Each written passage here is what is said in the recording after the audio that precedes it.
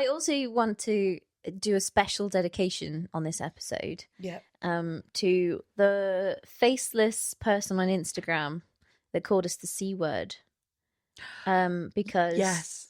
we talked about your favourite musical reference, interpolation. Yeah. Which is when an artist kind of takes an element of another song and uses it. It's a very factual thing. And he thought that we had made that up because we were being woke.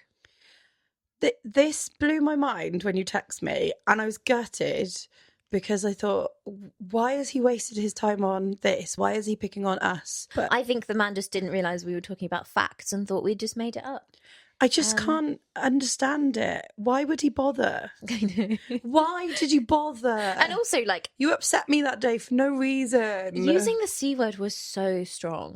Like, the C word is just like... No, I honestly thought it was hilarious. And I think that you've made it when you get a hate comment. So yeah. Instagram is so weird. Is this where boomers go now? They've been blocked from Facebook. They come to Instagram. I think so, yeah. Honestly, babe, I'm fascinated by the words that come out of these people's mouths onto the page on a post about Jerry Halliwell. Yeah, like, it's not that deep. It's really not that deep. Like, being personally responsible for breaking up the Spice Girls when I was 8 years old, it's not something I want to carry on I my actually shoulders. think it was you. Like, personally, went to Jerry Halliwell. I did that. I went back in time and said, hey, you know what's better? Solo albums. Let's go. So anyway, this episode is for you, faceless person. You're welcome. Who I'm assuming is a man. So, hello and welcome to Your Number One, the podcast that counts down to your number one song. I'm Kay and I'm a DJ and presenter. Hello, I'm Naomi. I'm a presenter and a radio producer. And this is, well, it's 12 episodes for us. I don't know if we've released all 12 yet. No, we're on, I think this will be episode 11. So, okay, we're in the double digits of episodes. And I think it is only about time that we did this episode because it's a long time coming. How this was not the first episode, I don't know. Yeah, I think we were both just holding off, but we are doing the one and only Taylor Swift. Yes. So last week, Taylor Swift announced that she has a new single. It's called I Knew It, I Knew You. It's part of the new Toy Story 5 that comes out this Friday. If you're listening to the podcast, it would have come out 3 days ago on Friday.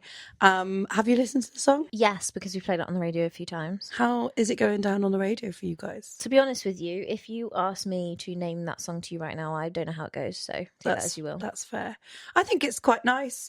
It's just another nice little Taylor Swift friendship song. I think it's good. I don't think it's groundbreaking at the moment. Maybe in context of the film, it might have more significance. So maybe that's my Sunday watch. Do we know if it's a credit song or is it in the movie? Not too sure. Wasn't there a bit of beef about this song? Were people saying she's mimicked...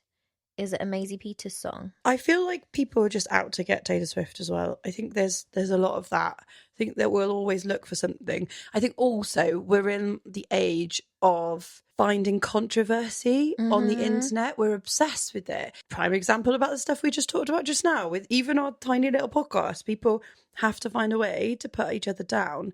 And I feel like we're just constantly looking for that excuse to like say something about Taylor Swift because she's so big and people want to say, oh, she thinks she's so untouchable. I don't think she cares. I genuinely don't think she cares. Do you know what my favourite rumour, though, about this song is? They think that she released it so that she could get married. And while all of this buzz was happening around her song and Toy Story, no one went to look at her in her back garden getting married, they reckon. Oh, that would be so clever. Yeah. And there's so much buzz around Dua Lipa's wedding as well. Yeah. That's such a clever thing to do. Yeah. That's quite believable because I feel like as a massive celebrity, you have to kind of do something if you do want a low-key wedding. Yeah. Otherwise, you've got to accept the fate that you're just not going to have that. This song, by the way, has had 16 million listens already on Spotify. Well, that was from last night and that was 72 hours it had been up for. Wow. It's quite a lot. It's a big collaboration for Toy Story 5 to do with Taylor Swift. Yeah. It's huge. It's not her most streamed song in the first day, though. Which one was that? It's coming up in our charts Oh, later. okay. We won't spoil it. So for her, it's not groundbreaking numbers. Yeah. It's good numbers, but it's not groundbreaking. I think before we carry on, we have to get this out of the way. Are you a Swiftie? I am. Well, I'm scared, or as always with this podcast, I'm too scared to say I'm a proper fan because then people will go, she's not a real fan. Don't be scared. But I am a Taylor Swift fan. There's about 6 albums over there on record, to the point where my friend Matt Jarrett, who runs Diversity in Newport, used to save me the Taylor Swift imports from America so that I could have the records. That's so cute. Yeah. So he knows when he keeps me Paramore ones and he keeps me Taylor Swift one back. I went to the Eras tour. I loved it. I like old Taylor. I like all the old stuff. I didn't really enjoy like Folklore, Evermore, moving on that way, the newer stuff. There's some songs I like, obviously, but I like the pop stuff. I like a classic pop song. I'm just a classic pop song girly, okay? That's just me. Are you a Swiftie? I wouldn't call myself a Swiftie. However, I think two things can be true, that I'm not necessarily the biggest fan, but I can appreciate what she does. Yes. And I understand that people are massive on Taylor Swift. I don't fully understand the massive fandom. Yes. I will say that. But I respect, obviously, like, I don't like to bring the girlies down, and I hate that there seems to be this culture of tearing down things that women and girls like. Yeah. So I will not partake in that, because if you want to be a big Swiftie, please do go ahead. Personally, I don't understand it.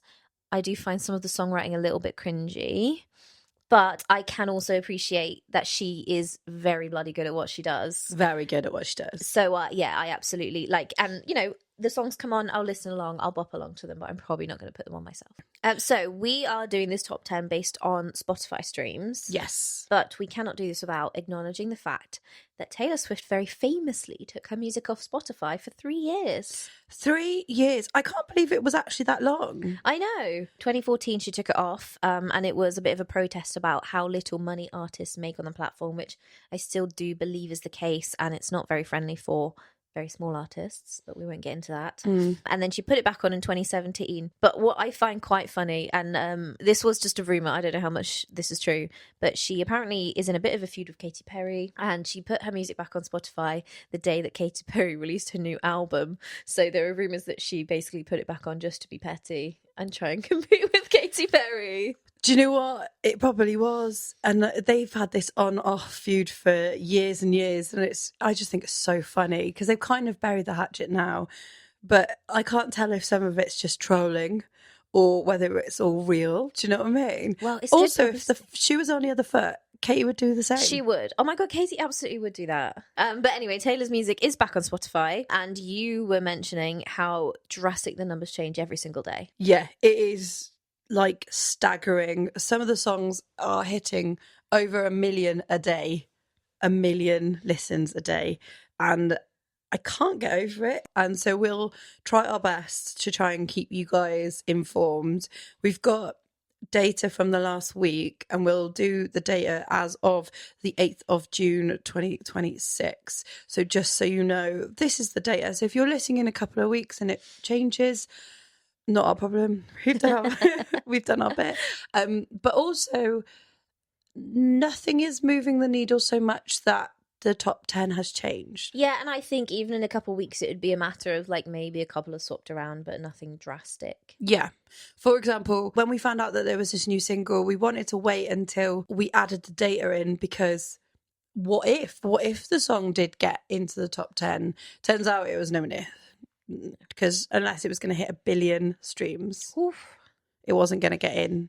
So shall we do some honourable mentions? Yes, please. So at number 11, and just missing out on this top 10, it's Look What You Made Me Do, which was her first ever UK number one in 2017. This blows my mind that this was the first UK number one, because I feel like there were so many other bigger songs before that.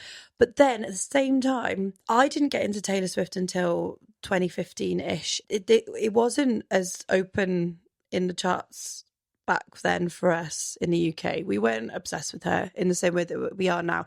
Again, as well, with the streaming being taken off Spotify, obviously is another big reason why, which is another reason why I probably don't remember it as much. There's so many factors to this. I feel like she had almost like an overnight surgence. Like, I remember Love Story. I remember that kind of Taylor Swift, cutesy girl next door era. Yeah. And then suddenly she was this mega star that everybody was obsessed with.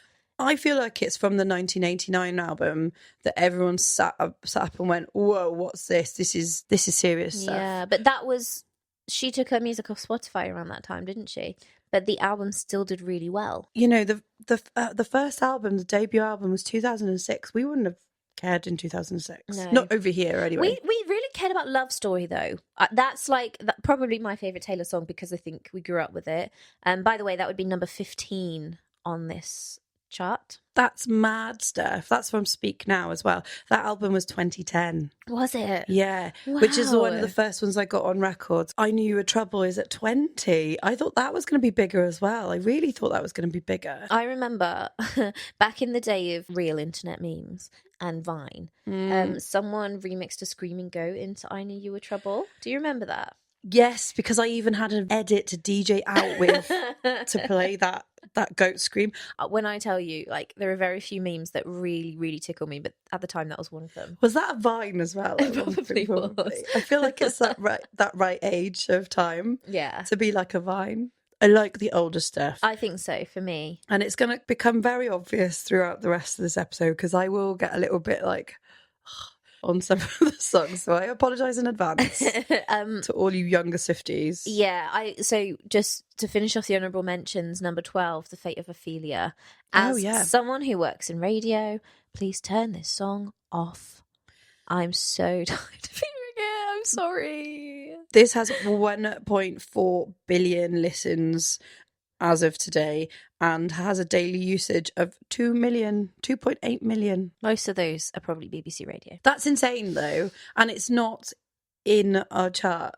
Like just about not in our chart. That gives you a really good idea of the scale of numbers we're talking about for like the top 10. Yeah, and so that's why also we're going on Spotify rather than official charts because we don't have enough data from official charts to give us what we need with the newer songs. So Spotify is our data source. And you can fact check us on it because it's public. It's up so there. There you are. You're welcome. I also think we've said this a few times now. Chart data is so warped now. And actually, surprisingly, Taylor Swift's chart data is not that impressive. It really isn't. Not in the UK. No. I wonder what it'd be like if we looked at the Billboard chart. Massive. When I was doing some research for this, like massive on the Billboard Hot 100. Really? Yeah. Okay, fine. In the UK, she is the highest female with the most UK number one albums. That makes sense. So, although her single chart history is not great, but her album chart history tracks. But I think that's a lot to do with the way that the physical album chart works at the moment, the whole recording of the physical chart, album chart. You only need about 50,000 units sold to get a number one chart album at the moment. And one thing that Taylor Swift does very, very well is make a lot of merch and a lot of versions of the records. So she has nailed this, which means that her albums have always gone to number one. So she has 15. Do you want to get into the chart? Let's do the top 10. Yeah. Okay, your number 10 of the most streamed Taylor Swift songs is Don't Blame Me. This is an album track from Reputation, released on the 10th of November 2017. And this is one of the few albums to not have had a Taylor's version revamp. No, this is the one that a lot of the fans are waiting for. And they keep saying they're clowning every time she drops things. And everyone's looking for these hints. And we will make a point of saying that everything we talk about today is mostly facts or things that could be fact-checked online. We're trying really hard not to get into the weeds of the Taylor lore, the Taylor fandom, because there's just so much, to the point where we were like, I was getting Taylor Swift fatigue. Yeah, and also I just feel like we could do like a 5-hour episode alone on the Taylor lore. Like, yeah, there's so much of it. So we won't be going into that, but we also, sort of stay in the shallow end of it. For example, this one being the one that everyone has been waiting for. Every time she turned up on the Eras tour with a different rep catsuit, they were like, it's coming, we're going to have a new Reputation album. But I don't know whether she ever will. She doesn't need to re-record that. I felt like that was so far down the line that we don't need to have another one, a version of that. What I would love to hear is a version of the debut album. Like, I don't understand why no one's shouting about that. Like, how wonderful would it be to hear that 20 years later, because that came out in 2006, so we are in the right time for it. Imagine hearing her sing the songs that she wrote at 15, like revamp that. I think that would be way more interesting than a new Reputation album. I mean, maybe that's what's coming next. She has done new music kind of recently, so maybe next is to redo these albums. Yeah, I hope so. Although this didn't chart in the first place when it came out because it's an album song, it did chart in 2022 as it was a viral TikTok transition. Classic. It's just like a little trend. At the moment, I tried to find some of the trends, but because it was from 4 years ago and the internet moves so fast, I couldn't find hardly any of the transitions. But what I did find was people would use it as like fan page montages. So there's a lot of off-campus montages of the guy taking his top off. There's a lot of that. There's a lot of Grey's Anatomy fan montages to this song, which I thought was really weird, but pop off, I guess, whatever. But yeah, you guys loved it, and it went into the top 100 in the UK for 3 weeks. But it did chart really well in a couple of other territories, including Australia, where it got to number 16. Nice. Like, you guys must have made a lot of TikToks to get to number 16. It's certified double platinum in the UK despite the charts. I will say now, I know I normally love a chart standing and like the certifications, but it feels so pointless in this one because every song is platinum. Just to caveat it, every song is platinum. There's a couple that are quadruple platinum. It gets so silly with the numbers that I just haven't put them in. So that's fair. If I put them in, it might be because it's a little bit more interesting. But yeah, I've left you out of the boggy data, so don't worry about that. I bet at this point Taylor's not even bothered by her data. She's just like, oh, another platinum, sure. Yeah. She's like, come back to me when it's 5 times platinum. Yeah. Come back to me when it's like actually life-changing. What's bigger than platinum? Come back to me when it's like diamond. Diamond, there we are. Diamond. Oh, I didn't check if any of the songs went diamond. Maybe I'll put that in the end. This one is written with Max Martin and Shellback, who we know as the 2 Swedish producers who have written all of the songs everything of ever. all time ever. Everyone loves them. We talk about them constantly. They are in this episode quite a lot again. They collaborated on most of the Reputation album. If you are new to this, they also did the Life of a Showgirl album with her while she was on the Eras tour. She was flying back to Sweden and working with Max Martin on all of that. He's also written all your favourite pop songs ever. Google it. Yeah, we love Max Martin on this show. Yeah, we do. But we also have Max Martin fatigue. We do. Maybe we need to do it. Maybe we need to do a Max Martin top 10. We do, because he's been in this like probably every episode so far. I think so. I think he is. This song, as of the 8th of June 2026, has 1,610,000,000 listeners on Spotify with a daily listenership of 420,000. How much money do you think Taylor Swift makes every second? Oh, I'd love to know that. Like, just with the amount that people are listening. Because this is just one platform, right? Yeah. Crazy. Taylor, if you're listening, can you chuck us a tenner or something? Your number 9 of the most streamed Taylor Swift songs is Style, released as a single on the 25th of February 2015, and its highest charted position in the UK is 21 in the top 40, and it spent 25 weeks in the UK top 100. This one is taken from the album 1989. I like this song. I do like this song. And I think as a casual Taylor Swift listener, my perception of when she released these songs is so off because I would have guessed this was in the 2020s at some point. Like, how is this song from 2015? Yeah, this whole album, when it came out, I just thought this was so interesting and brilliant. And it was a slight move away from Red as an album was good, and Speak Now as an album was good. And they were still quite poppy, still a little bit country. Red was a little bit more poppy and less country. And this felt like this was her completely severing the country feel from her and moving into a new space. And I just thought, this is incredible. Style was one of them. I thought, oh wow, they've nailed this. Whatever this is, when you can't sort of pin down. Yeah. There's a vibe, there's a feel about this album that I thought at the time. And I remember texting my friend Jen, who's a long-time listener of this show. She texted me, in fact, and said, have you heard the new Taylor Swift album? I was like, yeah, it's incredible. And we both decided that it felt timeless. Like, there's nothing in this album that feels like it could be from the 80s. This also could be from the early 2000s. This could be from last week. Like, there's nothing in there that kind of pins down of what era it could be. Also, as a deep dive, Pitchfork went in and they said the same thing, but like lyrically as well. There's nothing in the lyrics that pins down there's no cultural references or products or comments in there that could pin these songs down to a certain era. Yeah, which I thought was really interesting. So she really has made what people would perceive as a timeless album. Is this one of her most successful albums ever? 1989. Yeah, it's got to be. Yeah, I think it definitely is, and I think this was the turning point for Taylor in the UK. I think this is where UK fandom really kicked off. This album, for me, I remember this kicking off and being like, oh, okay, Taylor's here and she's here to stay. Yeah. And like, fair play to her. And you're right, that timeless thing. There is a Taylor song for every occasion, which is what we said about Take That. Yeah. Didn't think we'd be comparing the two, but there is a Taylor song for every occasion. I bet she likes Gary Barlow, though. 100%. I reckon she loves A Million Love Songs. Yeah. Who doesn't? Who doesn't?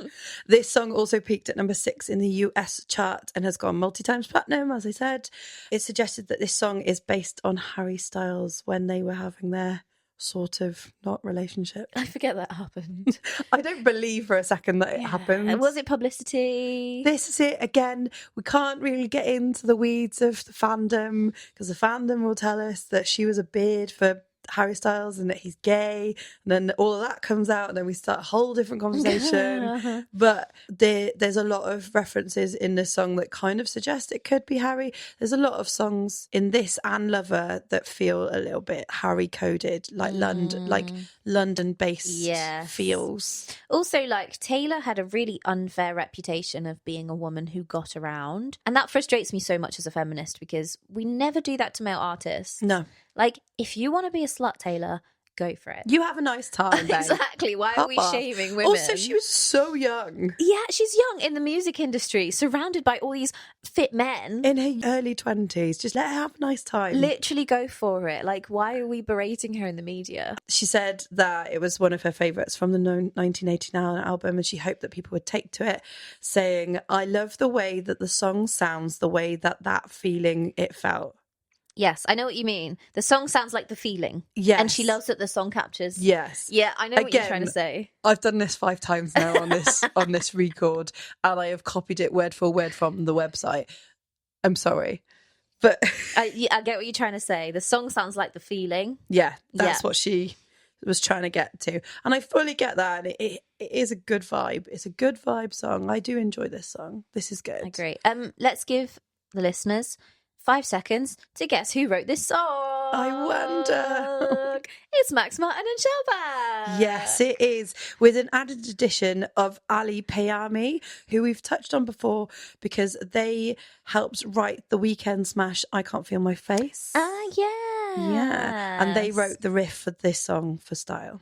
Love that. Yeah. What a good collaboration project.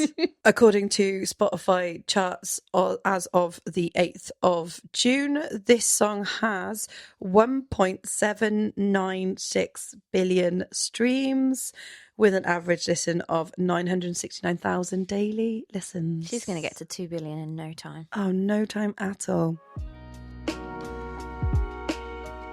Your number 8 most streamed Taylor Swift song is August. August. This is another album track. You guys love the album tracks. This is from Folklore, that was released in July 2020 on the 24th.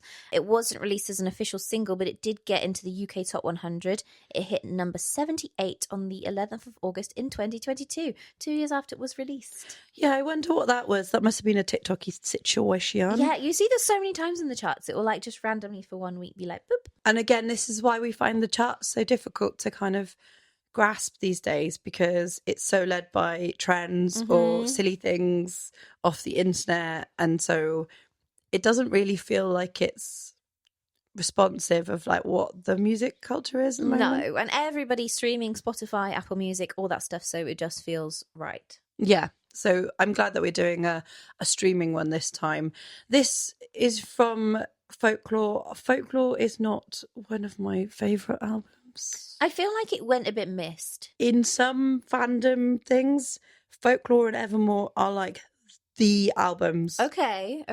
I've spoken to Taylor Swift fans at Taylor Swift Nights who think that I am not into music or songwriting enough, and that's why I don't like Folklore. And so I get a little bit of that from people, and I'm like, yeah, no, I get what you mean, but again, this is what I'm saying is I like pop songs. I like a good pop song. This has got a lot of clever writing in it. There's a lot of really good things about this song, though, in general. Like Folklore and Evermore were written really well. We were written with some amazing people, which they come up quite often in this chart. So we will be talking about a lot about them later. So I don't dismiss this as like, you know, fodder. This isn't fodder. I would say that Life of a Showgirl feels like fodder. It didn't Whereas flop, this though. feels very genuine and very unique and very real. This was music for the fans. This was not made for the charts. This was fans. And this got some interesting lyricism in it. Yeah, so there's a couple of characters in Folklore and Evermore, and this one is from the perspective of the female character who's called Augustine, and she is yearning for a 17-year-old boy called James, who abandons her after a brief summer romance and reconciles with his former lover called Betty, who is the main character in the albums. There's a lot of narrative in all of this album, and I think maybe that's why I find it different. There's a lot more to follow. It feels very more poetic. Like the whole album feels more poetry than songwriting and story. And there's a lot. She loves a story. I also love a story, but like this feels a lot more complex than some of the other stuff that she's done before. It feels very insidery. Like if you don't know what's going on, you're just not going to have a clue. Yeah. Like I didn't really take the references from songs because I don't listen to lyrics as much. I realise I sit and listen to I'm a melody first person and like a hooks person. So I don't sit there and go, oh, like I don't analyse the lyrics like other people will. So some people are going to be sitting here screaming at the podcast being like, she's not even talking about it properly. She's not even talking about the love triangle that is the Betty James Augustine situation. Like she has no idea. I'm really sorry.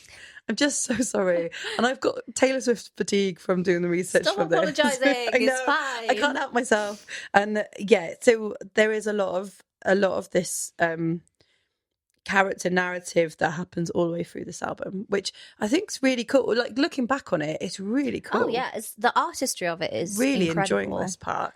We're going to say a name now. Remember it because you're going to stop hearing it. Jack Antonoff. Yes. Taylor had him busy. He's making that bag because he wrote and produced so many Taylor songs, including this one. Actually, the whole Folklore album. Yes, and they've been friends for years, writing a lot of good songs. He has been in lots of bands. I think he was in Bleachers and he was in Fun, and he knows how to write a hit. He helped work with Lorde, which if you have just read the Lena Dunham book like I just have, and that whole situation, it's kind of mad to go back in time and like listen to these things that happened in linear form with other things that you know about. It's kind of mad. And I was like, oh yeah, of course he helped help make Lorde like a massive pop star and may not have been dating her, but that's another conversation for another time. Yeah, there's one other producer on this song though that's kind of interesting. Okay. So there's a pseudonym songwriter called William Bowery who ended up being found out as Joe Alwyn. I don't know who that is. Joe Alwyn is Taylor Swift's ex-boyfriend of like 8 years, 9 years. Wow, okay. Yeah, as in the actor Joe Alwyn, English actor. She was with him for ages. Right, so he got involved in writing some stuff for this. Yeah, so he actually ended up helping co-write 7 songs with her, including this one.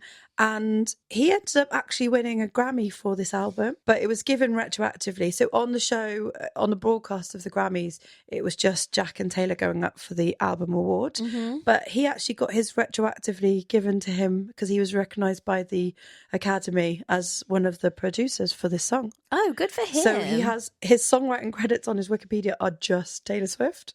And this is like number 8 most streamed. He must still be doing all right with this song. Yeah. He said he's not a musician, but he was in a band many moons ago called Anger Management. And when they were in the house in lockdown, she would be singing things or like talking through like some of the words on her lyrics, and then he'd help her go through them with her, and that's how they ended up co-writing quite a lot of songs, including this one and Betty, which is one of the ones I said is a massive fan favourite, and Exile, which she sang with Bon Iver, which is one of my absolute favourites. He wrote some of the biggest and now all the fans hate him. So I don't know how we feel about this. This is so wild. But he gave you folklore. He gave you folklore, and then he just wouldn't marry her. But it's okay because she's getting married, allegedly. She's last already week. married, allegedly. Yeah. So there we are. And as of today, this song, August, is at number 8, and it has 1.8 billion streams and has a daily average listen of 650,000. Nice. Your number 7 most streamed Taylor Swift song is Shake It Off. I'm very surprised that this is so low down on the list. I agree. I tell you what, this is yet another kids song. Oh, this is on your pop playlist, isn't it? They love this. It's because it was covered in the Sing movie, and kids love that film. Well, anything on Sing does so well. Yeah, so specifically the Sing version I've played a lot, but this version they love as well. No way. This first charted on the 30th of August 2014, and this is the lead single from the album that we've just talked about, 1989. This singles chart journey is interesting because it spent 8 weeks in the top 10 as like an album song before getting its highest chart position of number 2 in the UK. This was beaten to the top spot by Meghan Trainor's All About That Bass. That song did have a sort of chokehold, to be fair. I felt like I was seeing a Ghost of Christmas Past when I found that out yesterday. Shake It Off spent 55 weeks in the UK top 100. This was a huge smash in the Billboard charts in America, though, and all around the world in general. I do like this one, actually. Yeah. It's a really good one. It's a great song. It gets people on the dance floor, doesn't it? Yeah. When it came out, I was obsessed with it. I was absolutely obsessed with it. I just thought it was so clever and fun and silly and cool, and it had that feeling of Mickey. Do you remember Hey Mickey, You're So Fat? That beat at the start. It's got that kind of feeling. It's the same. Maybe there's a correlation to like the way that it's written, like that, and Blondie's One Way or Another. First of all, they're all in the same BPM, so that maybe that's part of the magic sauce, that it's in a dancey BPM. It's 160, so that maybe it's that. But they've got that kind of feel to it, and yeah, I just thought it was so good. This video though was quite iconic. Do you remember the video from this? Vaguely. This is the one where she tries to dance with lots of different types of dance troupes. Yes. So she's like a break dancer, ballet dancer, all that kind of stuff. This video has 3.6 billion views. Wow. And was one of the most streamed videos on YouTube that year as well, which is crazy. She's just she's not adverse to a billion kind of number, is she? She's not bothered. This song has a couple of lawsuits to its name. It's actually got multiple lawsuits to its name. A lot of people came after her for this song, but two massive ones in particular. The first being Jesse Braham, which Google tried to change into Graham.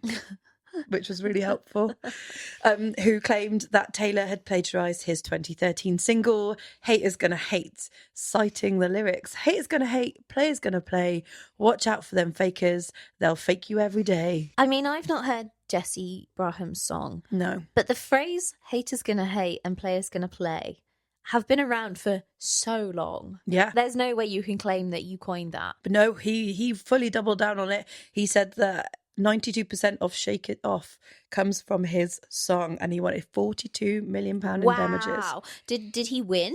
No. In 2015, the lawsuit was finally thrown out as a judge ruled that Braham did not have enough evidence. This sounds to me like someone who saw an opportunity to try and make a bit of dollar. Oh, for sure. Gave it like they were just being cheeky and then realised, oh, I'm not going to win this. And she was also clearly a Swiftie because she left loads of lyrics in her closing statement. Look at that. So the statement reads as currently drafted, the complaint has a blank space, one that requires Braham to do more than write his name. And upon consideration of the court's explanation in part 2, Braham may discover that the more pleasing band-aids will not fix the bullet holes in his case. At least for the moment, defendants have shaken off this lawsuit. That cannot be a real law statement. That is the quote. That's from so her. funny. I'm sorry. The judge made that statement at the end to say, hey, you got this all wrong. That's so funny. There's another lawsuit in 2018. 2 songwriters who wrote for the R&B outfit known as 3LW. They had the lyrics, players gonna play and a hater's gonna hate. Ballers, they got a ball. Shot callers, they're gonna call. Like you just said, haters gonna hate is just in our vocab. Yeah, you cannot be like those lyrics. Like it's the haters gonna hate, players gonna play. Okay, they've all used the same lyrics, sure. Yeah. But those are really common phrases. And then what you followed it up with, baller's gonna ball, shot caller's gonna call. Yeah. So different to the song. No, just don't understand why people feel like they own things when it's so obvious. And again, same lyrics as last when Anna Judge threw this out saying that the lyrics were too banal to be copyrighted. I just think it's people taking a chance and seeing a successful woman and thinking we could make some money off that. This is it. I think everyone's always going to look for a reason to take people down. And like we were saying about, you know, there's so much rhetoric around like the new stuff. Every time that she does something new, everyone hates it or has an opinion, or, you know, like you said, they think it sounds like a Maisie Peters song, and you're just never going to win. You can't win when you're Taylor Swift. This was nominated for a lot of awards, including 3 Grammys. This is also number 76 in the UK Top 100 Songs of the Decade, as in 2010 to 2019. Fair play, yeah. This song is massive. I'm surprised it's only number 76 in the decade. Yeah. But I do think it's had a resurgence in the 2020s, I think, because of the Sing movies. That Sing movie has a lot to answer for, doesn't it? That movie, well, I mean, there's more than one. Banger after banger after banger. It brought Elton John back to the kids. Shake It Off, as of today, has 1.908 billion streams on Spotify with an average daily listenership of 891,000. Oh, that's hitting 2 billion in the next week or so, isn't it? Oh, you wait. We are so close to 2 billion right now. Your number 6 most streamed Taylor Swift song is Cardigan. This first charted on the 6th of August in 2020. It reached a high position. The highest position it reached was number 6, and it was in the UK charts for just 9 weeks. But something we mentioned earlier, long awaited, this song had the biggest opening on Spotify with 7.7 million streams, which was the biggest opener of 2022. Yeah, crazy, right? So that's within how long? The first day? First day. 7.7 million in one day. Yeah. Why do you think this song? I don't know whether it was just because it was the lead single from this album. I don't know whether it was because we haven't had anything from Taylor for a little while. It also was COVID. A lot of people weren't making music that year because COVID.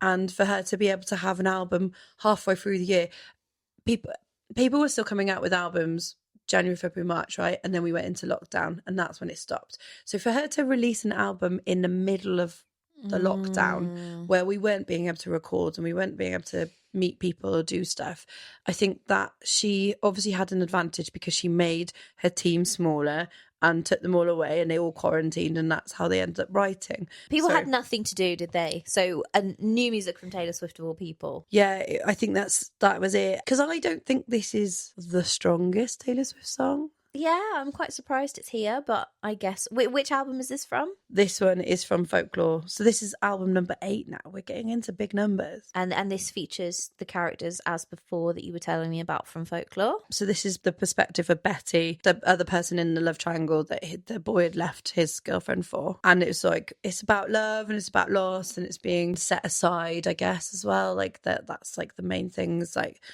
feels like an old cardigan under someone's bed. You know, you took me out and said I was your favourite. So it's kind of like you've been feeling lost and like unloved and someone has finally shone a light on you. So I think that's another thing that people resonate to. I think there's a lot of mirroring to like real relationships in there. And it's also not about like crazy sparks flying or like new love and stuff. I've always been here. You've always been here. We're not changing the story. We're not, you know, it's just us and we really like each other. And that's kind of where it is. It's a nice song. It's a very big fan favourite, which again is why it's so high up. Yeah, that makes sense. I think we're seeing in this chart, it's based on what the fans want and love. Yeah. This isn't, and I guess this is the perk of not doing the UK charts, because this is truly what the fans are listening to. This is the one that they're putting in their playlist and listen to every day. This is, I think there's a really nice way of seeing what really matters. This is not being pushed on a billboard by, you know, a big organisation or whatever. This is something that they have picked out and said, nope, we're having this. This is ours. This one written by our favourite person, Jack Antonoff. Jack's back. He's back. But also written with Aaron Dressner, who is from the indie band The National. So if you're like super indie, like Americana, The National are huge in that kind of world, but also very, very well respected indie songwriters who you wouldn't have ever guessed would write with the same person that wrote Style and 22. Do you know what I mean? Yeah, she really knows what she's doing. Yeah, so I find that really interesting. Like you said before, this one is for the fans, and these 2 albums are just for sort of her and the fans. And you can tell by the way they're writing, the way the people that she's picked them. And obviously a lot of people are really interested in this because it's not written for the chart. So like having people like Aaron Dressner and like Bon Iver and stuff being involved in them, you can see it's got such well-respected songwriters in there. I interviewed someone from The National once. Did you? I don't know if it was Aaron or not because I had no idea who they were when I did it. But I ended up doing it over the phone. Oh, nice. This guy was very American, very lovely to chat to. Very American. And because they played in Cardiff Castle a couple summers ago. Yeah, they did. So I ended up interviewing them for that. But it was an audio-only interview, which didn't translate well to social media, which is what we were doing it for. But it was a really lovely guy to talk to, whichever member of The National he was. Oh, lovely. I love that. Yeah. This song is actually written over a instrumental that he had done, which was called Maple. And if you listen to the Folklore voice notes, you can listen to all of them on YouTube. You can listen to a voice note of her talking to him and saying, hey, I really like all the songs you sent over. I can't believe you have all of these in the vault, like just ready to roll. I really like that Maple one. And then she's like, here's an idea I had, and then basically sings the whole song over the top of it. And she's got like 90% of the songs in. It's just this 1-2 little bit that she's like, oh, this would be it, and we can tidy this up and make it sound not rubbish, but it sounds perfect. Her voice also is flawless, which is mad. It's just a voice note. And she already sounds perfect. Like she could have just used the voice note on the track and it would have been fine. Yeah. Apparently also only took her 5 hours to write and work out as well. That doesn't surprise me. Insane. She's just a master of the craft. She's like, yep, here's another hit. Go for it. Yeah. Nominated for 2 Grammys as well. That's nothing to Taylor anymore, is it? Doesn't even care. What's another Grammy? Who cares? And back to the stats. Cardigan is at 1.999 billion. So that will hit the 2 billion by the time you guys listen to it on Sunday. That's so exciting. So we'll see. This has a daily average listen of 694,000 on Spotify. Your number 5 most streamed Taylor Swift song is Antihero from her album Midnights, first charting in the UK on the 3rd of November 2022. This is our first UK number one of the chart. I can't believe we made it this far. We've only just got our first number one. Right? Yeah. Shock. It spent 6 weeks at number one in the UK and had 64 weeks in the top 100 overall. This is another Jack Antonoff song. He really did make his bag with Taylor. Oh my God. Yeah, he Hi, did. Jack. This is also the newest song on the list. In 2022, crazy. So nothing from Life of a Showgirl. Nothing on Life of Showgirls on this list. Wow. Yeah. I mean, that was a controversial, well, not controversial album, but people had very mixed feelings about it. I had mixed feelings about it. I don't think it's strong. That's the one that Fate of Ophelia is from, right? Yeah. So that just missed out on this top 10. And Opalite. Yes. Oh, God, Opalite's the other one that they don't stop playing on the radio. Where is Opalite on our list? Opalite is at number 41, by the way, on the most streamed. Not enough. You guys aren't loving it as much. See, I like, as a very casual listener, right, most of my Taylor knowledge comes from like hearing her on the radio or hearing other people play her music or whatever. So I don't know the timeline of all these different albums. So Midnight is a new one for me. Midnights is also another one that sort of passed me by. And then when I started doing the Taylor Swift club nights, where we just play Taylor Swift for 6 hours. And by the way, you can do that and still have songs left over. That's crazy. It's crazy. They are huge about Midnight. I mean, it's got some bangers by the seams of it. It has got some good songs. This is very famously the song that has the lyrics, "It's me, hi, I'm the problem, it's me." Yeah. Big trending on social media, that one, because we love that. It had a good video to go with it as well, like with that whole "It's me, hi, I'm the problem, it's me." I don't know if I remember that. Just her being a little bit crazy. It was good. I love that. It was good. BBC also labelled this as number 4 in their list of the 25 best songs of 2022. But as far as the official charts go, she didn't even make it onto the top 40 songs of the year in 2022. It's me, hi, I'm the problem, it's me. It's such an earworm. I feel like it's going to be in my head for the rest of the day. Could you name any other part of the song though? At tea time. Everybody agrees. Exactly. But that's my point, is that like no one knows it after that. Just that line, because that leads up to her saying, always rooting for the Antihero. Yeah. Also, we've completely forgotten about Tortured Poets Department, which comes in between Midnights and Fate of Ophelia, which again, because that came out during the Eras tour. Right. And then they redid the Eras tour to include those songs. And personally, as an older Taylor Swift fan who wanted to hear some more of the older songs, I was very disappointed that we had to waste 15 minutes on Tortured Poets Department on that instead of having more older songs. I won't clip that for socials because you will get called the C word. I will get. Do you know what? Come at me. I'll take that as an actual opinion. But yeah, Antihero was the lead single for Midnights. It also has many remixes, including a version featuring Bleachers, which is Jack Antonoff's band. He put himself on it. Love that for you, Jack. Love Capitalise. that for you. Go for it. Another Grammys appearance. It was nominated for Record of the Year, Song of the Year, Best Pop Solo Performance. At the MTV Video Music Awards in 2023, it won 6 awards, including Video of the Year. Wow. And it made her the first artist to win that category for 2 consecutive years. Wow, that's amazing. Yeah. I don't say I recall this video. So that's interesting, knowing that it didn't move the needle for you. No, but then maybe I just haven't seen it. Was this on the radio quite a lot? Yeah, this is one that still does the rounds. But the video is quite deep. It goes into like her fears, her insecurities, her eating disorder, and it uses 3 different incarnations of her. Yeah, that's the bit I remember, is that there's old versions of Taylor on there. The main video I remember from Taylor Swift is the You Need to Calm Down one, because hasn't she got the boys from Jonathan Van Ness? What's that TV show they do? Queer Eye. Yes. Who all hate each other now. Yeah. Which I obsessed with that drama. Obsessed with that drama. That song did not do very well at all. That whole album is an interesting one. We'll talk about that in a bit anyway. Antihero, as of time of recording, is at 2 billion streams.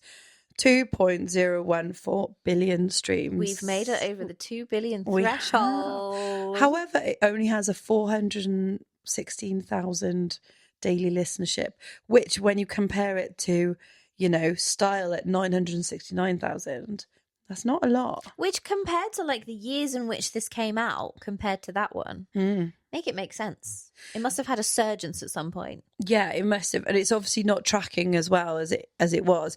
If again, like going back to Fate of Ophelia, which is the latest song in the chart that just missed out, that has a 2.8 million daily listenership. So really, we're talking it's not long until this chart completely changes. Yeah, I'd say in the next couple of weeks that chart would skyrocket, and that would probably be at number 5. Maybe if people aren't sick of the Fate of Ophelia by then.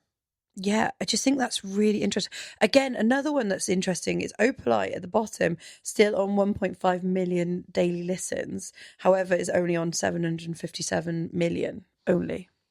Only. You could only dream of that kind of number. Yeah.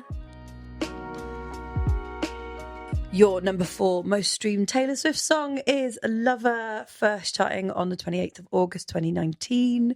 Got its highest chart position at number 19 and spent just 13 weeks at the UK Top 100. This is another track that's produced by Jack Antonoff. Do we even need to bother at this point? Taylor wrote the whole Love album in less than 3 months and released it 6 months later. She just bashed out the bangers. She knows what she's doing at this point. Crazy. She also recorded this song in just 6 hours. Right, where in the timeline does the Lover album come now? This is before Folklore and after Reputation. So the reason why that is interesting as well is that Reputation didn't do so well commercially, but it's one of her favourites.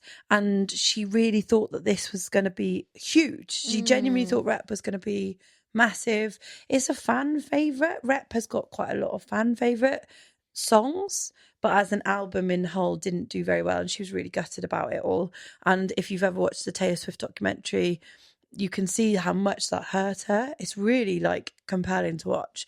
And so for her to switch, it was, that was her dark album. That was like her trying to be cool. And people were saying, oh, she's trying too hard and all the usual stuff that comes with it. And so for her to switch up the whole vibe and go to Lover and go to this pastel version, and like the song that you just said beforehand as well, You Need to Calm Down is on Lover. It's a different vibe. Yeah, which is really surprising. I feel like she's just played around and gone for different vibes, just tried to figure out what works, what doesn't. Yeah. But the fans have gone with her along the way. Yeah. Because for saying it didn't have big commercial success, it's number 4 on this list. People are still streaming this stuff. So this one, interestingly, she put it down as a timeless love song. She really wanted to create the perfect kind of wedding song.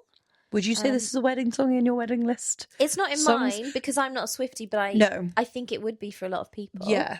I've got one of my best friends is a massive Swiftie. She's getting married next year. I've no doubt this will be included in her wedding. Oh. No doubt at all. I can imagine this being a first dance wedding song. And I get it because the lyrics, it's about a committed romantic relationship. And this was something I found really interesting. Yeah. So the bridge to this song draws on the bridal rhyme, something old. And I don't know about you, but I didn't know that was classed as a rhyme until I looked up this song. Oh, right, okay. Yeah, there's something borrowed, something blue, something old, something new. I knew I've got it was it the a wrong saying. way around, but yeah, I knew it was a saying. I didn't realise it was a rhyme. Oh, right, yeah.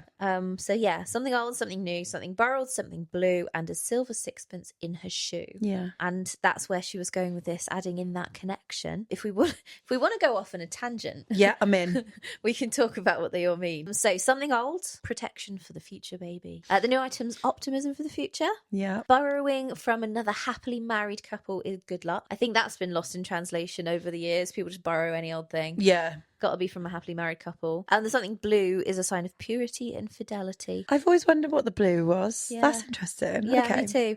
And then this bit, the silver sixpence in her shoe, people miss this out. You don't do that anymore. No. So the sixpence is a symbol of prosperity and acts as a ward against evil, which is apparently done by frustrated suitors. Oh, I didn't know that part.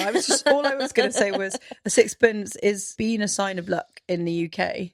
In general, yeah, because we would hide it in Christmas puddings. It's good fortune to have a sixpence in your pocket and all that kind of stuff. Find a penny, pick it up. Yeah, absolutely. So, yeah, the frustrated suitors is hilarious. Keep your ex away on your wedding day by putting a sixpence in your shoe. Oh my good gosh. So I didn't know that about this song anyway, and I think that's. I love that. I think it's really nice. Sorry, that's in Lover, is it? The bridge is apparently a play on this rhyme. Is it that bit that's like...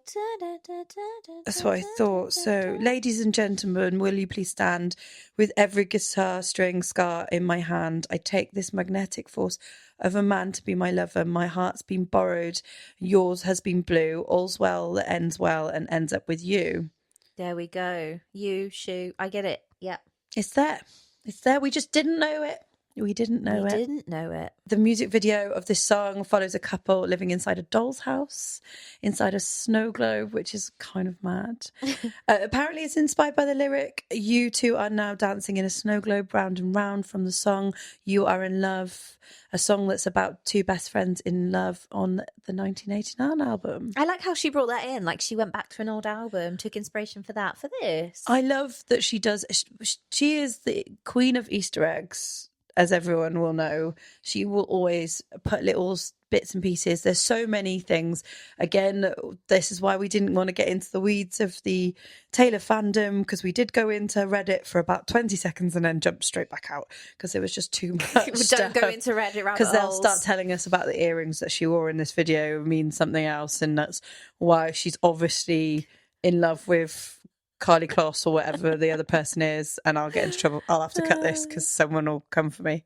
But yeah, no, I think she just loves having these like little things because she knows that people will talk about her, and she's like, well, if I manage the way people talk about me and they concentrate on these things, then like that's way more fun. And it's all a bit about artistry. She does a lot of the videos herself, like will direct them or like come up with the concept of them herself as well. So, you know, the music video is still very much a part of her. It's not just somebody else making a music video for you. So as of recording today, Lover has 2.053 billion listens on Spotify with an average listen of 639,000 daily. More than I ever thought. I don't have anything to say. I'm gobsmacked by the numbers every time. It's just crazy. Also, do you know if you get 1 billion on Spotify, they give you a plaque that looks like a dish? Okay. Have you seen videos of people eating from their 1 billion streams dish? What do they eat out of it? Well, I saw Dasha got hers for Austin and she drank tequila from it on stage at a show. So, and I've seen Diplo have cereal out of his from Major Lazer, who we talked about last week. Go listen. I wonder what she does with them. I wonder if her cats eat out of them. Oh my God, that's a very Taylor thing to do. It would be. And she must have so many of them by now. She's just like, does anyone want them? Just keep them somewhere. Oh, another one of these. Your number 3 most streamed Taylor Swift song is I Don't Want to Live Forever featuring ZAYN. This first charted in the UK on the 22nd December in 2017. It took 10 weeks before it got to its highest chart position of number 3, and this was shortly after the film's release. It spent 22 weeks in the UK Top 100. So this was part of the soundtrack for the 50 Shades Darker movie, which is the sequel to 50 Shades of Grey. Right, yeah. So after the massive smash that was 50 Shades Grey, they've gone for the second one and they've added in about 1 million people doing all of the songs, it seemed. This album, I remember this soundtrack album being ginormous. Yeah, but the first one was as well, because it's a weekend song, isn't it? Yeah, Earned It. Yes, you're right. Yes. Earned It. And it has Love Me Like You Do. Yes. Ellie Goulding's in the first one. They really went in on these soundtracks. Yeah, and a dark version of Crazy in Love. Do you remember that? Yes. I don't think I've seen the second movie. I watched the first one. It's a little bit... It's a cringy side. Cringe. Aren't these movies based on Twilight fan fiction? The books, yeah, were originally based on fan fiction. And then when she went to the editor, they were like, we need to move as far away from the Twilight situation as completely possible. We can't publish it because you have too much copyrighted content. Yeah. So then they had to rewrite it to be able to be the book. And they did this. That makes sense. I remember reading the first book when I was a teenager, which, looking back, why did I read this book? I don't really know. Is there any substance to the book? Because I don't feel like there's no substance to I think it's just because it was trending and everyone's like, oh my God, read this book. So then you read it and you're like, oh, okay. However, smutty books are like really on the rise at the minute. My friends who love reading love a smutty book. That's all they do at the moment. Yeah. It's just smut, which is why like Heated Rivalry and Off Campus have turned into shows because they're just about teenage people having sex. You guys are on it. It's just so weird. Okay. Anyway. A fun fact about this, written by Taylor Swift, Sam Dew, and also, of course, Jack Antonoff. What a shocker. However, earlier you mentioned Lena Dunham. Yes. So the reason that Taylor Swift got involved on this track is because she was good friends with Lena Dunham, I guess she still must be, who at the time was dating Jack Antonoff. Yes. And so actually this song went to ZAYN first. And then because there was that connection between Lena and Jack, that's how they got Taylor on the song. No way. Because Jack was producing the song with ZAYN. And then ZAYN actually phoned up Taylor Swift to be like, do you want to be on this song? And then she contributed lyrics to it as well after. No way. Yeah. I just never expected that. I thought, because she's so particular about what she does, I genuinely thought this was just going to be her song that they got told you have to add ZAYN on or something. I don't know. Yeah, but he was on it first. And then ZAYN called her up, which really blew my mind when I read it. I was like, are you sure? So it's a proper Kardashian. What if we just called Taylor up? Yeah. Love it. I'm here for it. Yeah, and that connection between Lena Dunham. We love that. This song was nominated for Best Song Written for Visual Media at the Grammys. It won Best Collaboration of the 2017 MTV Video Music Awards and Best Collaboration of the Year on the 2017 MTV Millennial Awards. MTV are bashing out these awards. MTV Millennial Awards. Sorry. What the hell is that? Like, MTV chill. Like, you've got no telly program anymore. Like, you've got no station. You can't do this. Bring back Cribs or nothing at all. Yeah. That's all we're after. So this music video, ZAYN and Taylor smashing up things in a hotel room, rock and roll. I would not have said that video was award worthy, but there we are. Maybe because it was smutty and it was ZAYN and Taylor. I don't know. Smutty, Taylor, ZAYN. Well, yeah, you're adding in someone from the biggest boy band in the world, the biggest singer in the world as well on top of that, and then the biggest film in the world. Yeah, I guess. Yeah, it kind of makes sense. I'm still shocked that this is so high. And as of time of recording, this is at 2.146 billion streams with half a million daily listeners on Spotify at the moment, and is the only song as a collaboration on this list. Also is the only collaboration until number 29, which is Me with Brendan Urie. Why is this at number 3? Like, what's going on? How is this here? That's what I think. Is it the ZAYN effect? It could be. Yeah, it could be. That's the only thing I can kind of chalk it up to, because I'm just so shocked that this is here and not Love Story. Yeah, and I just think like this, a lot of this top 10 so far has been fan led. And is this a fan song? It maybe is Sexy Vibes fans love that kind of stuff. Swifties, let us know. I feel like we're ruining the chart by being so down on the last couple of songs, but also I just don't get it. I'm so sorry. I'm just curious how this is here. I'm really, really struggling with it. Your number 2 most streamed Taylor Swift song is Blank Space, first charting in the UK on the 8th of November 2014 and hitting its highest chart position of number 4, spending 32 weeks in the UK Top 100. Do you know what? If anything I'm learning from this top 10 is the timeline of Taylor Swift, because you could have convinced me this song came out last year. Yeah, it's another banger. Yeah. This was the one. This was the song that made me go, oh my God, this album. This is the one that I think my friend Jen texted me and was like, have you heard this song? Yeah. So this one's from 1989. Yeah. So this is one of the albums that she re-recorded. We know that as Taylor's version. Is there a big difference between the 2014 version and the Taylor's version? Not in my opinion on this particular song. I didn't feel like we gained much, if I'm really honest, because also I think if she changed anything now, that we'd all be going like, you've changed the definition of this. True. Whereas a lot of the older albums, hearing her voice change, hearing Speak Now, Taylor's version, compared to her being so young, or Red, and listening to that again, it makes so much difference, and the wordings are different, whereas I don't think there was anything changed for Blank Space. Yeah. Which I kind of get, because that was the point of doing the Taylor's version, wasn't it? To keep it. The whole point of doing the Taylor's album was so that she could own her own stuff again, which she now then has brought back. And like the whole situation is crazy, but that's just the music business. And people were saying like, you know, Scooter Braun's not exactly the best human in the whole entire world. However, it was a business deal. It was being sold. He bought it. Like if you put it straight down to the wire, that is what happened. And it's just unfortunate. Like it's not good manners, because obviously she wanted to buy it from Big Machine, but you know, he got there first, which is rubbish, but like that's just business. It's rough, isn't it? It is rough. But the bonus of having the Taylor's version is that we get songs from the vault.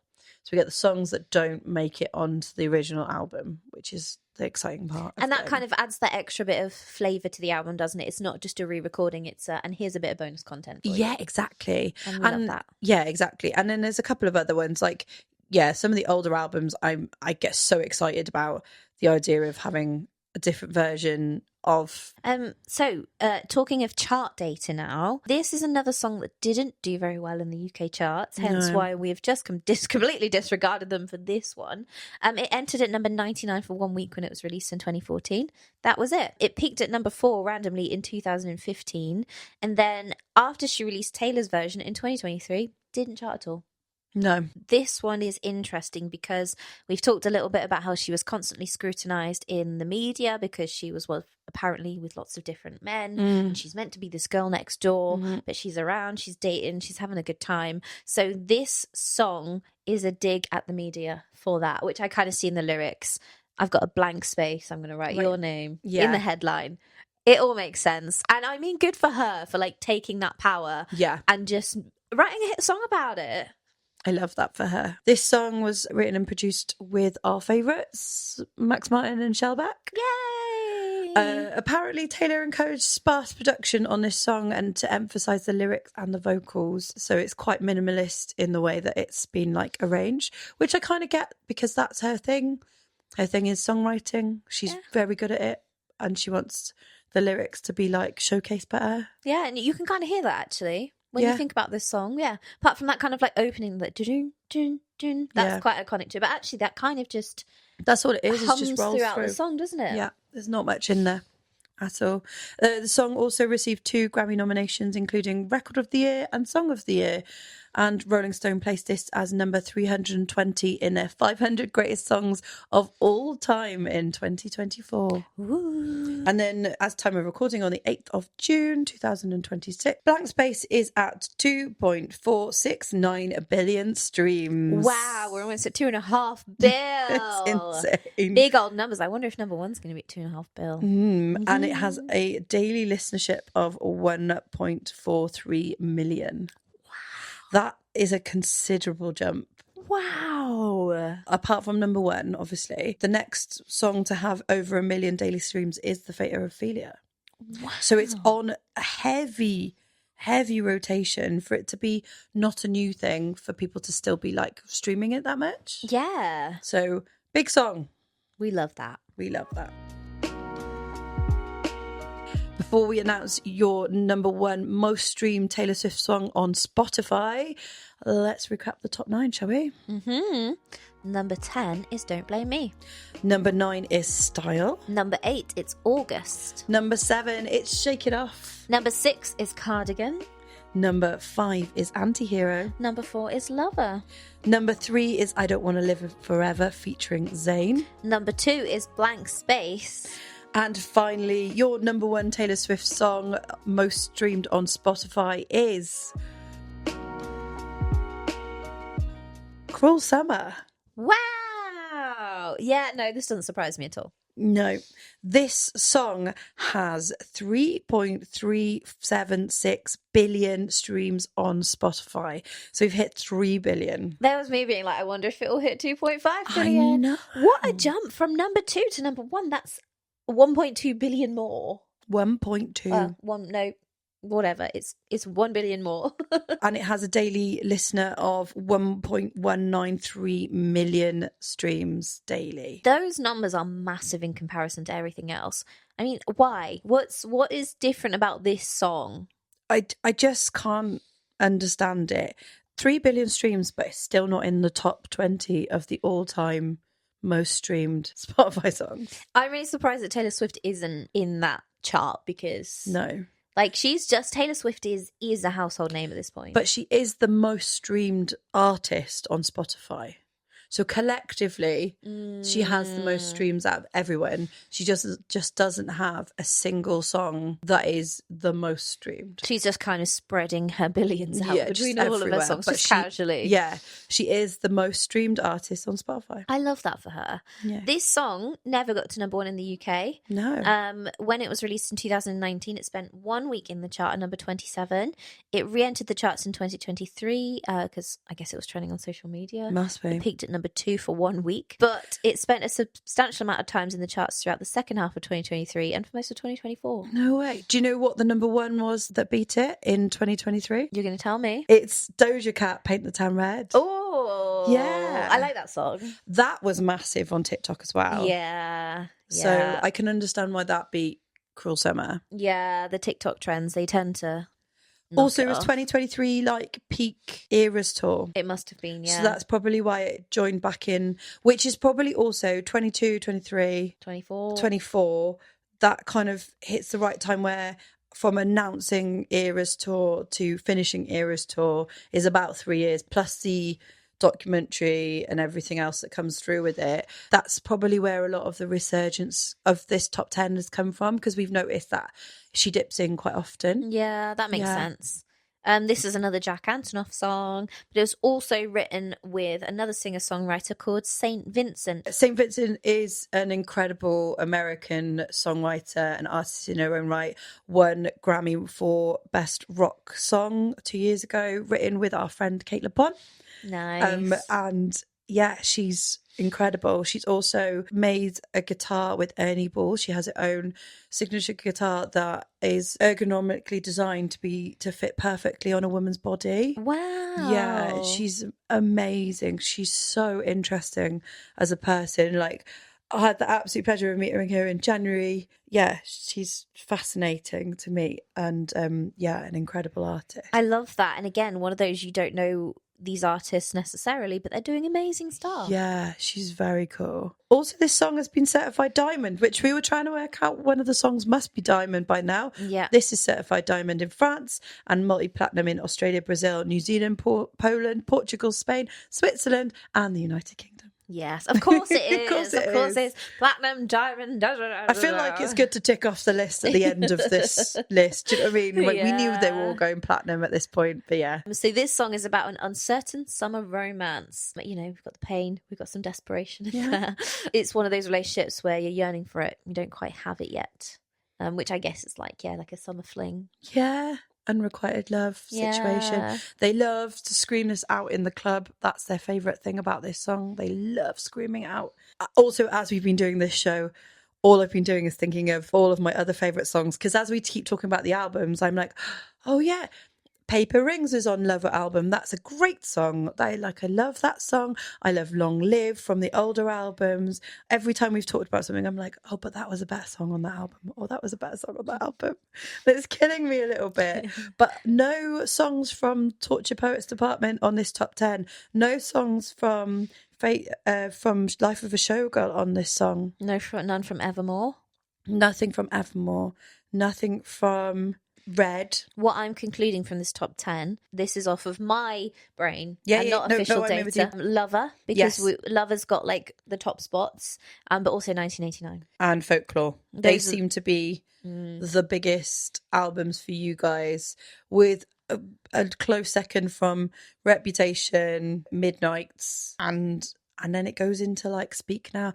But like, this is what I don't understand from you guys. Like, Speak Now is an absolutely incredible album that I adore. I adore that album, and I don't understand why there's not enough. Red in 2012 was an incredible album. Looking at it, it's got I Knew You Were Trouble, it's got All Too Well, it's got 22 on it, like We Are Never Getting Back Together.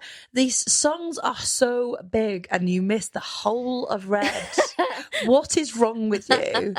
I'm just so sad. I don't think we can say that to the Swifties. No, I will though. I think Taylor, though, she's just fighting with herself, isn't she? Yeah. She's just doing so many good things, and like you could sit and just name Taylor song after Taylor song after Taylor song. How do you rank them all? Like, this is the only way to rank them all. Yeah. Is the numbers in question. Like, that's the proof. Yeah. And that's all we've got to run by, I guess. You could sit here for ages and go, what about this song? What about that song? They are incredible songs. I'd love to do a fan vote and just see what, like, oh my gosh, local fans and see what data comes out of that. But again, like, this is as close to a fan version we can do, because it's based on your actual listening and streaming, not what the radio is playing or not what Amazon are throwing up at the moment. You know, we know how Amazon Music plays and plays into that situation with Kylie Minogue being number one, Christmas number one, and no one knows the songs.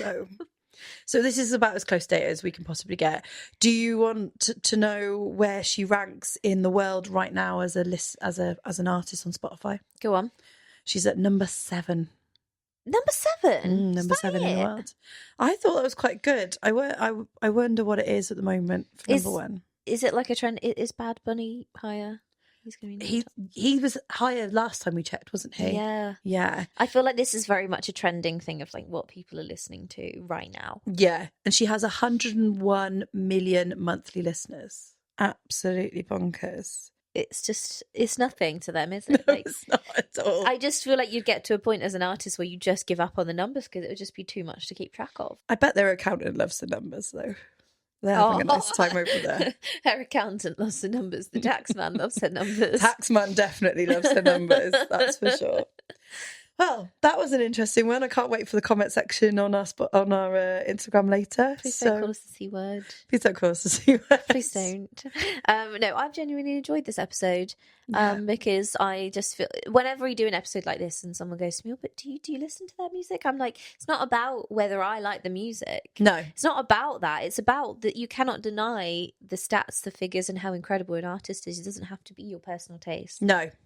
I think that's an interesting part of it as well. And I feel like we discover stuff every week, like whether it's this or whether it's been Take That or Harry Styles or Arctic Monkeys. Every time we do a artist specific one, I feel like I learn more about the artist in general, for me to go on a deep dive. Thank you very much. Don't forget to like and subscribe and all the other rubbish that has to come with doing a podcast these days. Genuinely, thank you so much to the people that do. We've just got like a little spike on our YouTube, which is really nice. Yay! So thank you to the ones who do listen to us on YouTube. We have no idea how any of this works. Shout out to Jen, who I know is a massive 1999 listener and has been liking and commenting on every post. So thank you so much, Jen. But yeah, have a great week and we'll see you soon. Bye.